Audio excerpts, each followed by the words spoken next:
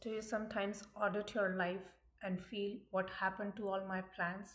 I expected to be in such a such place by now in terms of having all these things in my life, but what went wrong? As we transition into adulthood, we look at the environment around us and we come up with this rough draft for our own lives where we see people who are happy, successful, and we borrow things that we would like to have in our life so that we are also happy and successful.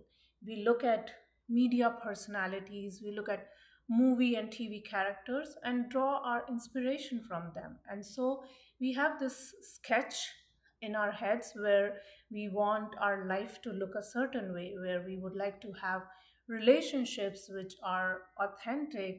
We would like to have comfort and luxury in our life. We would like to have a job which is fulfilling, and then other possessions. So, with this image in our minds, we put ourselves through the motions. We earn a degree, we get a job, we get into relationship, we buy a house, car, and different possessions. And along the path, there might be a few slip ups. We change our expectations and we settle for a few things, and maybe we don't reach that pinnacle which we had in our minds, but we have this comfortable state where we are not at the bottom of the totem pole, but we are at a happy medium. We have this mediocre life, and when we look around, most of the people in our peer group are the same, and we feel okay, maybe this is what needs to be done, this is what life is supposed to be. Everyone seems to be happy and satisfied, and so we do the same. And from time to time, there might be this urge which tells us there needs to be something more, something is not clicking. So, what we do, we usually shut it down, or we find releases, we find distractions where we socialize, we go on vacations, or in a day to day scenario, we watch TV, we watch movies, entertainment, or we numb ourselves with maybe smoking or drinking or food. So we just find these releases so that we don't have to pay attention to these gnawing feelings. And and I'm not saying that this is wrong. If someone is happy and fulfilled in their lives, more power to them. I'm only talking about people who feel that something is not adding here, something that they would like to have, but it's still not there. They had all these big visions, they put themselves through the grind for it, but why did they not get the prize? What happened to the best laid plans? It might happen in maybe one area of your life, or it might be in several areas of your life. Maybe the job sucks, maybe the boss is toxic, maybe the relationship is crappy, maybe the financial situation is bad, or you keep chasing possessions. You get something, you have that sense of happiness for a while, but then it doesn't do it anymore for you, and then you chase the next high, and you keep feeling why is it not working for you. And chances are, if you are in self-help circles, it means something is not working. You still feel that there is something which is not adding up, which is still unsatisfactory. What gives? Well, you had a vision, you were consciously moving towards your vision, but there was another thing which was at play, and that was your subconscious. So, although you were moving in the direction of your dreams, your goals, there were still these subconscious patterns and beliefs that were probably working against you. So you have these two opposing forces in you. One is trying to pull you in the direction of your dreams, that is your conscious, and the other one which is trying to pull you away from the direction of your dreams, that is your subconscious. And the subconscious has a good intention. It tries to keep us safe. It tries to keep us protected, in our comfort zone, so that we don't risk ourselves, we don't get into dangerous situations, we don't end up harming ourselves. So the intention is good, But if it keeps stopping us, if it keeps self sabotaging us so that we don't achieve our goals, then it's not helping us. So, if that idea of having a different career for you pops up in your head, and suddenly there's this inner voice that creeps up and says, are you nuts? In this economy, you want to change your career? Are you not grateful for the paycheck that's coming in because so many people are dependent on you? How can you take such a big risk? And so you might just quiet that voice down and not even achieve or go for that big career change that you want. And that's why the subconscious tries to keep you small, because giving up this career and starting a new career might feel like death for the subconscious, because it's such a big leap of faith that it might just equate to the death of the organism. So the subconscious is going to do whatever it can so that you don't move in that direction.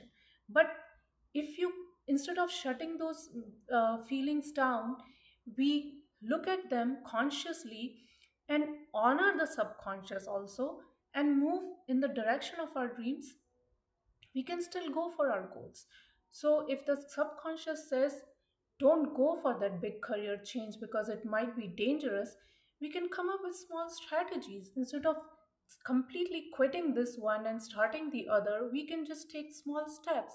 We can maybe do a part time gig which aligns with the job that we would want to do in the future, or maybe we can get ourselves trained on that new career choice, or we can take it easy, we can take it slowly, moving away from this career and moving towards the other one. So we can come up with strategies. The idea is to align both conscious and subconscious in the direction where we want to go. We do not want these two forces working against each other, because that's what gets in the way. Same for relationships. Let's say your current relationship is not as good. Maybe you would like to improve it, or maybe you would like to move on to another relationship. But whenever that thought crops up in your head, your inner voice goes like, you will end up alone. No one is gonna have you. If you let go of this relationship, maybe there's nothing else for you, and all the good ones are taken. So, based on that, would you go for a new relationship? No, you would just settle for whatever you have. It's not fair for you, it's not fair for the other person, but still, you would still stay there. You'll just play small. So bring those subconscious beliefs and patterns to the light and see what they are trying to tell you, because if we don't address them, they will keep getting in the way, and we will end up tripping over ourselves and self-sabotaging ourselves. This is what self-sabotage is. We create these situations where we end up hurting ourselves. So someone with that kind of thought pattern for a relationship will just settle in the current relationship because they're too afraid to put themselves out there. Again, uh, see what these feelings are saying and address them. You know, when you go out, when you socialize with others, there are people who respond to you. So chances are there would be other people when you put yourself in other situations. So why just um, treat these beliefs as absolutes? We want to come up with this plan where everything in us is propelling us in the direction where we want to go, instead of just keep fighting within ourselves. So that's the idea. We want to achieve the plans that we set out for ourselves, then we have to make both these forces work in our favor. And ultimately, both conscious and subconscious are our allies, because they want us to be safe and protected and thrive. But it's just that because of these negative beliefs that we have stored in our subconscious, maybe because of past traumatic events, or a negative conditioning due to society or culture or familiar patterns.